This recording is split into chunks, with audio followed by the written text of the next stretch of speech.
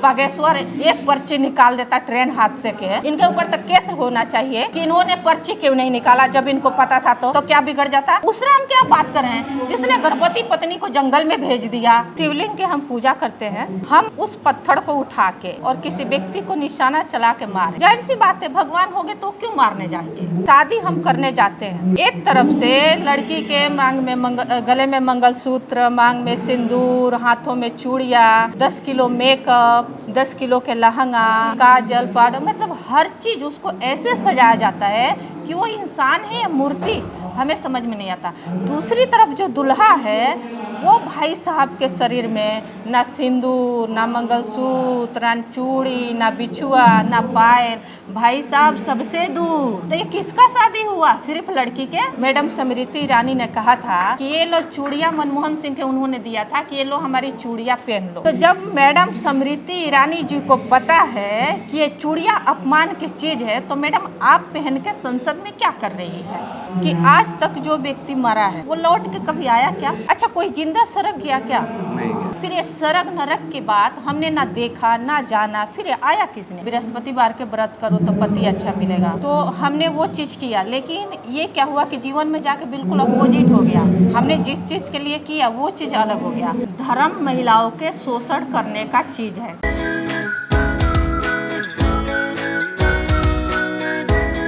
Hello friends, मैं गौतम कुमार आप सबको एक बार फिर से अर्जक संघ ऑफिशियल टीवी चैनल में स्वागत करता हूं। साथियों, आज हम इस वक्त सासाराम में मौजूद है। यहाँ पे अर्जक संघ का 7वां राष्ट्रीय सम्मेलन हो रहा है। इसी बीच हमारे साथ जो मैम बैठी हुई है, ये दिल्ली से चलकर, इनका नाम गीता रुचिका जी है, जो एक समाज के बदलाव के दृष्टिकोण से काम कर रही, जो अपने दृष्टिकोण से इनका अपना सोच है, इनकी सोच को जानेंगे और इनके अंदर कैसे बदलाव हुआ, ये तमाम विषय पे हम बात करेंगे।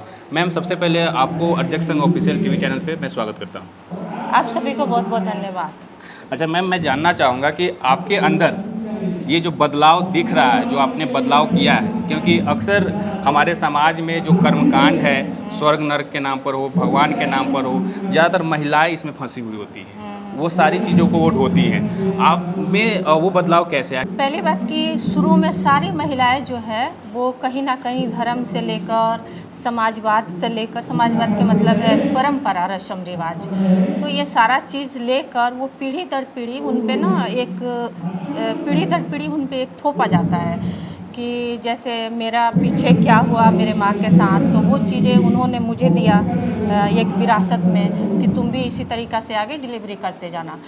तो हमने इस पे मतलब ख़ास तौर पे हमने ध्यान दिया और ये चीज़ हमने मतलब बड़ा बारीकी से देखा। जैसे मेरा शादी नहीं हुआ था तो बहुत सारी महिलाएं थी, उन्होंने कहा कि ऐसे करो, बृहस्पतिवार के व्रत करो तो पति अच्छा मिलेगा, तो हमने वो चीज़ किया। लेकिन ये क्या हुआ कि जीवन में जाके बिल्कुल अपोजिट हो गया।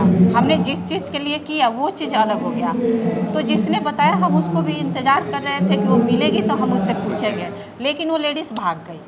तो लेडीज़ ही होके इतनी बड़ी मतलब एक गुलामी वाला जो चीज़ सिखा के गई, कहीं ना कहीं वो ज़रूर पूरी तरीक़े से गुलाम होगी, तभी वो ऐसी ज्ञान देकर गई। तो ये चीज़, कुछ तो चीज़ें जो है हमें खुद से अपना जानने की ज़रूरत है कि हम इस चीज़ को कैसे जाने। पहले हम इन सारे चीज़ों को बारीकी से जानेंगे तब हम मानेंगे, तो हमें ज़्यादा मतलब इसका जो रिजल्ट है सबसे ज़्यादा मतलब सही दिशा में जाएगा। अच्छा, तो मैम जैसा कि आपने कहा कि आपके पास जो भी थी जिन्होंने ये सजेशन दिया था कि आप इस तरीके से करिएगा तो ये सारी चीज़ आपको अच्छा होगा, लेकिन आप बता रही हैं कि वैसा कुछ हुआ नहीं। कुछ नहीं तो हुआ। यहाँ पे लोग ये भी कहते हैं कि हो सकता है कि आपका पिछला जन्म कुछ अच्छा नहीं रहा होगा, इसलिए आपके साथ अच्छा नहीं हुआ हो, औरों के साथ अच्छा होता है। इस पर क्या कहेंगे? अच्छा, सबसे पहली बात, अगला पिछला जन्म पे मुझे एक सीधी सी एक मतलब सवाल है, सबसे है, आपसे भी है कि आज तक जो व्यक्ति मरा है, मतलब महिला हो, पुरुष हो, बच्चा हो, कोई भी हो, सबका मृत्यु होता है। आज तक जो मरा है वो लौट के कभी आया क्या? अच्छा कोई जिंदा सड़क गया क्या? नहीं गया। मरने के बाद हमारा बॉडी यहीं पे जल जाता है या दफना दिया जाता है। फिर ये सड़क नरक की बात हमने ना देखा ना जाना, फिर ये आया किसने? जिस किसी ने ये बताया वो अपने चालाकी के अनुसार बताया कि इस तरीक़ा से हम खास तौर पे महिलाओं के दिमाग अगर एक अलग दिशा में ले जाएंगे, कुछ लालच दिखाएंगे कि हाँ इस जन्म के बाद तुम्हारा पिछला जन्म खराब था या अभी जन्म खराब है, तो पहली बात कि इसका कहीं पे कोई सर्टिफिकेट नहीं है, कहीं पे कोई सबूत नहीं है, तो हम इस पे क्यों मानते हैं? जिस चीज़ को हमने देखा नहीं, हमारे पीढ़ियों ने नहीं देखा, मुझे पूरा विश्वास है ना मेरी दादी देखी होगी ना मेरी माँ देखी होगी, लेकिन उनको ये बहुत बढ़िया साजिश की तरफ फंसाया गया है। अब मैं अगर तीसरा पीढ़िया होती हूँ या चौथा पाँचवा, तो हमने इस पर सर्च किया कि ये तो सब फालतू बकवास है और कहीं कुछ नहीं है। जब आज तक कोई लौट के आया ही नहीं, तो कैसे हम इसका प्रमाण क्या साबित करें कि स्वर्ग नरक होता है? जाहिर सी बात है। अच्छा, पुनर्जन्म की हम बात कर रहे थे, जैसे कि आपने कहा कि ये सब कुछ होता नहीं है, कोई मरा व्यक्ति आया नहीं और जिंदा गया नहीं, तो स्वर्ग नरक का हो ही नहीं सकता और पुनर्जन्म भी नहीं हो सकता। हो सकता है कि आपका जो आस्था था, पूजा पाठ करने की जो कार्यशैली थी, वो आपने सही से नहीं किया होगा, शायद इसका परिणाम हो। इस पे क्या कहेंगे? अच्छा, मैं एक छोटी सी बात कहती हूँ। जैसे सब लोग, मैं किसी के भावना आहत नहीं करना चाहती हूँ, और मुझे खैर जिसका भावना आहत हो जाए मुझे कोई फ़र्क भी नहीं पड़ता। मतलब जिस शिवलिंग के हम पूजा करते हैं, जिसको दुनिया भगवान मानती है, हम उस पत्थर को उठा के और किसी व्यक्ति को निशाना चला के मारें, जाहिर सी बात है भगवान होंगे तो क्यों मारने जाएंगे? वो तो पत्थर कहीं और जाएगा ना, वो इंसान को नहीं मारेंगे। अब जैसे हमारे परिवार में कोई एक हमारे दादाजी है या पिताजी है, तो वो पत्थर बन गए और हम अगर उसी पत्थर को उठा के मारेंगे तो वो तो चाहेंगे ना कि नहीं नहीं हम नहीं मारे, हमारा परिवार बच जाए। तो ये जो शंकर भगवान शिवलिंग है, उस पत्थर को हम उठा के मारेंगे तो उसमें भगवान है तो सिर नहीं फूटेगा, अगर नहीं है तो ऑटोमेटिक फूट ही जाएगा। पर मुझे पूरा विश्वास है 100% कि फूटेगा सिर पक्का। अच्छा, तो इस तरीके से आप कहना चाहती हैं कि ये भी एक तरीके से झूठा और है, षड्यंत्र बिल्कुल झूठ है, अच्छा बिल्कुल झूठ मैम, है। आपको देखकर लग रहा है कि जैसे आपने ना तो अपने कोई कंगन, कोई चूड़ी नहीं पहना है, नहीं आपने सिंदूर किया है, नहीं कोई कान में कोई ज्वेलरी है, ना नाक में है, ना आपके पैर में कोई वो क्या बोलते हैं पैर में, बिछुआ है, ना वो पायल कुछ है, भी ना रंग है। तो क्या चाहती हैं आपकी, क्योंकि जो संस्कार हैं, जो हिंदू धर्म के हिसाब से जो कार्यशैली होती है कि जो तीज नहीं करती हैं, जो करवा चौथ का व्रत नहीं करती हैं, और उनके जो पति होते हैं उनकी लंबी उम्र नहीं हो पाती है, ये सारी चीज़ से क्या आपको डर नहीं लगता? नहीं, मुझे तो बिल्कुल नहीं डर लगता। कि बहुत सारे लोग मतलब कह सकते हैं कि ये पति को मारने के लिए काम करती हूँ, पर मेरे पति है। बिल्कुल, मेरा सवाल यही था। हाँ, वो कहीं कोई इन सारे बातों से कोई मरता उड़ता कहीं कुछ नहीं है। हाँ, ये चीज़ मैं ज़रूर कहूँगी कि ये किसने षड्यंत्र को रचा। मतलब शादी, अगर मैं इस चीज़ को थोड़ा सा शादी के मैटर पर लेके चल रही हूँ, धर्म से हट के, शादी हम करने जाते हैं, एक तरफ से लड़की के मांग में गले में मंगलसूत्र, मांग में सिंदूर, हाथों में चूड़ियाँ, 10 किलो मेकअप, 10 किलो के लहंगा, काजल, पाउडर, मतलब हर चीज़ उसको ऐसे सजाया जाता है कि वो इंसान है या मूर्ति, हमें समझ में नहीं आता। दूसरी तरफ जो दूल्हा है, वो भाई साहब के शरीर में ना सिंदूर, ना मंगलसूत्र, ना चूड़ी, ना बिछुआ, ना पायल, भाई साहब सबसे दूर। तो ये किसका शादी हुआ? सिर्फ लड़की के? शादी तो हम बराबर समानता के तब समझेंगे ना, जब मैं भी अपना पति के मांग में सिंदूर डालूं। अगर मेरे मंगलसूत्र में मेरे पति के प्राण बसा है तो मेरा भी तो प्राण जिंदा रहना चाहिए ना, तो मेरा पति क्यों नहीं पहनते मंगलसूत्र? अब चूड़ी के जहाँ तक बात आता है, इसमें एक राजनीतिक थोड़ा सा एक मुद्दा आ जाता है। एक टाइम मैडम स्मृति ईरानी ने कहा था कि ये लो चूड़ियाँ, मनमोहन सिंह के उन्होंने दिया था कि ये लो हमारी चूड़ियाँ पहन लो, ठीक है। तो जब मैडम स्मृति ईरानी जी को पता है कि ये चूड़ियाँ अपमान की चीज़ है, तो मैडम आप पहन के संसद में क्या कर रही है?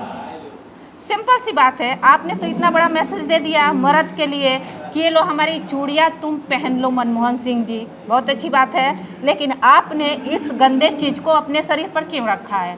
हम नारीवादी महिला होने के नाते हम इसका विरोध करेंगे कि आपने हमारी अपमान के, हमारी भावना आहत करने के लिए आपने क्यों रखा इन चीज़ पर। और वो भी आप संसद में ये मंगलसूत्र, चूड़ियाँ, सिंदूर पहन के बैठ के आप क्या देश को मैसेज देना चाह रही है? हम तो, हमारी तो ये अपमान है और हमारी भावना की आहत है। अच्छा, सिंपल सी बात, यानी आप बराबरी के दृष्टिकोण हाँ, से बराबरी काम की बात देना है, चाहती सिंपल हैं। सी बात है। अच्छा, ये तमाम चीज़ जो आप कर रही हैं, तो ये करने से आपको अब तक कितना फ़ायदा हुआ? पहली बात कि मैं अंधविश्वास की बात करूं, जिसको भक्त कहते हैं भगवान, वो तो होता नहीं है। मैंने उन सारी चीज़ों को छोड़ दिया, तब से मेरा टेंशन भी कम रहता है और मैं शांति रहती हूँ। दूसरी बात, जहाँ तक पितृसत्ता की बात है, ये बराबरी वाली बात है।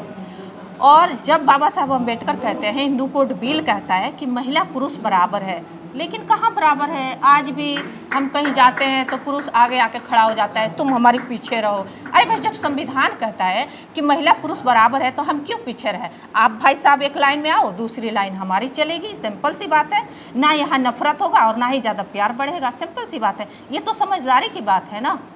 पितृ सत्ता के क्या मतलब हुआ? हम पीछे हो जाए और आप आगे हो जाओ, ऐसा क्यों? जब हिंदू कोड बिल कहता है, जब स्वयं भारत के एक संविधान कहता है, हमारे संविधान बाबा साहब अम्बेडकर तो हमारे लिए अगर कोई गॉड फादर होता है, वैसे तो कोई होता नहीं है, अगर होता है तो वही है, बाबा साहब अम्बेडकर है। महिलाओं के लिए इतना बराबर समानता दिया कि हमारे देश के बेटी चाहे ब्राह्मण के हो, बनिया के हो, राजपूत के हो, किसी के भी हो, पर वो बराबरी के साथ, समानता के साथ, सबके साथ जिएगी। लेकिन यहाँ पे क्या हो रहा है? हिंदू कोड बिल पास हुआ था, क्या हुआ? सबसे पहले उसका विरोध किसने किया? ब्राह्मण, बनिया, राजपूतों ने किया, क्योंकि इन्हीं के पास पैसा, प्रॉपर्टी, जमीन होता है। बाकी तो सब मिडिल क्लास है, तो इन्होंने विरोध किया। अब इसका रिजल्ट क्या आ रहा है? ठीक है, उन्होंने विरोध किया, लेकिन हमारे जो लोग हैं, SC ST OBC पिछड़ा वर्ग, जो भी इनका ये छूतका जाति नाम पड़ा है, ये लोग क्या कर रहे हैं अपने बहन बेटियों के साथ? इन लोगों भी तो न्याय नहीं किया। ये लोग भी वही विचारधारा, मतलब पुरुषवादी मानसिकता वाले लेके ये लोग भी बैठे हुए हैं। तो कब बदलेगा बहन बेटियों के प्रति आपके नज़रिया? कब बदलेगा? पुरुष प्रधान समाज के नज़रिया कब बदलेगा? जब हिंदू कोड बिल कहता है कि जितना हक आपके बेटा के है, उतना ही हक आपके बेटी के है। कभी धर्म के मुद्दा लेके उठ जाते हैं, कभी किसी चीज़ के मुद्दा लेके उठ जाते हैं। अरे हम धरातल पर कौन सी काम कर रहे हैं? बाबा साहब के नाम दुनिया ले रही है, झंडे डंडे फोटो के साथ दुनिया घूम रही है। आपने धरातल पर क्या किया महिलाओं के लिए? आपने कुछ किया? कुछ नहीं आपने किया। तो देखिए, आप जिस तरीके से बता रही हैं, सारे कर्मकांड को आपने जिस तर्क से आपने छोड़ा है, अपने अंदर बदलाव लाया है, तो एक तरफ कह रहे हैं कि ये सारे चीज़ जो झूठा है, लेकिन एक तबका ऐसा वो कहते हैं कि भाई जो एक गीत भी उस पर आया है कि दुनिया न चले राम के बिना, और आप बोल रहे हैं कि उसी के बिना सब कुछ हो जाएगा। तो कैसे, क्या कहना चाहेंगे? काहे कि दुनिया ना चले राम के बिना? हाँ, तो कहाँ दुनिया, मतलब ये कैसी बातें हैं? जब हमारे पिछड़ा वर्ग के महापुरुष ललई सिंह यादव ने, मतलब उन्होंने निचली अदालत में खूब अपना जी तोड़ लड़ाई लड़े, उनका खेत बाड़ी सब चीज़ बिक गया इस केस में, सुप्रीम कोर्ट को चुनौती डाले और वो केस को जीत के भी आए। फिर हम कौन सी राम, किस राम की बात कर रहे हैं? कौन से? अब तो मेरे को गुस्सा हो रहा है, आपने एक कैसा मुद्दा छेड़ दिया। अरे हम उस राम की आप बात कर रहे हैं जिसने गर्भवती पत्नी को जंगल में भेज दिया। काहे की पुरुषोत्तम? जिसने अपना गर्भवती पत्नी के जंगल भेज दिया, वो पुरुषोत्तम है? कौन सी पुरुषोत्तम है? कौन सी मर्यादा है? औरत के जंगल भेज के मर्यादा पुरुषोत्तम है? मैं चाहूँगा कि जितने भी साथी, इस दर्शक जो इस वीडियो को देख रहे हैं, इनके विचारों से कुछ सीख लेने की आवश्यकता है। अंत में मैं चाहूँगा कि आप कम शब्दों में जो महिला आज भी इन सारी कर्मकांड में फंसी हुई है, उनको आज भी विश्वास होता है कि नहीं, ये सारी चीज़, तीज त्यौहार, छठ व्रत, ये करेंगे तो कहीं ना कहीं हमारे परिवार का भला होगा। उन महिलाओं के लिए छोटा सा आपका क्या मैसेज रहेगा? कोई नहीं भला होगा। धर्म महिलाओं के शोषण करने का चीज़ है। कोई भी बाबा आज तक कोई चमत्कार किया देश में? आज भारत कितने गरीबी से, लाचारी से गुजर रहा है, ये बाबा के चमत्कार कहाँ है इनकी? अभी ट्रेन हादसा भी हुआ है। ट्रेन हादसा हुआ, अरे वो बागेश्वर एक पर्ची निकाल देता ट्रेन हादसे के, तो क्या बिगड़ जाता? इतने सारे लोग नहीं मरता। तो बागेश्वर तो बिहार में आया, लोग बिहार में सबसे ज़्यादा धार्मिक औरत है, मर्द है, सबसे ज़्यादा पूजा करते हैं, सबसे ज़्यादा क्राइम यहाँ होता है। तो वो जो बागेश्वर बाबा है, पता नहीं कहाँ है, मुझे नहीं उससे कोई लेना देना। एक पर्ची ट्रेन हादसा के लिए निकाल देते तो इनका क्या बिगड़ जाता? कुछ नहीं बिगड़ता। इनके ऊपर तो केस होना चाहिए, इस बागेश्वर बाबा के ऊपर, कि इन्होंने पर्ची क्यों नहीं निकाला जब इनको पता था। तो अभी हमारे देश में कितनी भूखमरी है, पर्ची क्यों नहीं निकाल रहे हैं? ये तो इनके सामने है। हमारे देश में कितने अपराधी हैं, ये पर्ची क्यों नहीं निकाल रहे हैं? ये सारी मुद्दा है, वो तो हमारे देश के सामने है। अब ये बाबा अंतर्यामी है, तो ये सारे चीज़ के क्यों नहीं बाहर ला रहा है? बाहर लाए इन सारे चीज़ों को, सारे मुद्दों को ढूंढ के, तभी तो पुलिस भी अपना काम करेगी। अरे जब पर्ची से ही सारा काम बन रहा है तो रोज बैठ के निकाले ना देश के समस्या को, रोज 50-100 पर्चियाँ, हम भी देखें कि हाँ कहाँ कहाँ क्या गड़बड़िया है। और मुझे पता है ये बाबा के लोग भगवान के दर्जा दे ही देगा, इसको भी तो भगवान बनना है, तो दर्जा दे ही देगा, तो समस्या पर पर्ची निकाला करे ना। अच्छा, यानी कि आप कुल मिलाकर अपने समाज हो या महिला समाज उनको ये बताना चाहती हैं कि ये कर्मकांड से बाहर निकलना ही होगा, ये सारी चीज़ों को करने से कुछ नहीं बिल्कुल होगा। निकलना है, बिल्कुल निकलना है। कर्मकांड क्या है, कुछ भी नहीं। साथियों, हमारे बीच रुचिका मैम थी जो दिल्ली से चलकर सासाराम में आई थी, और इनका विचार आप लोगों ने सुना। कैसा लगा आप लोग कमेंट करके हमें ज़रूर बताइएगा। जितना हो सके इस वीडियो को शेयर करिए ताकि लोग इस वीडियो को देखकर जागरूक हो सके। मिलते हैं अगले वीडियो में, तब तक आप सभी का आभार। जय अर्चक।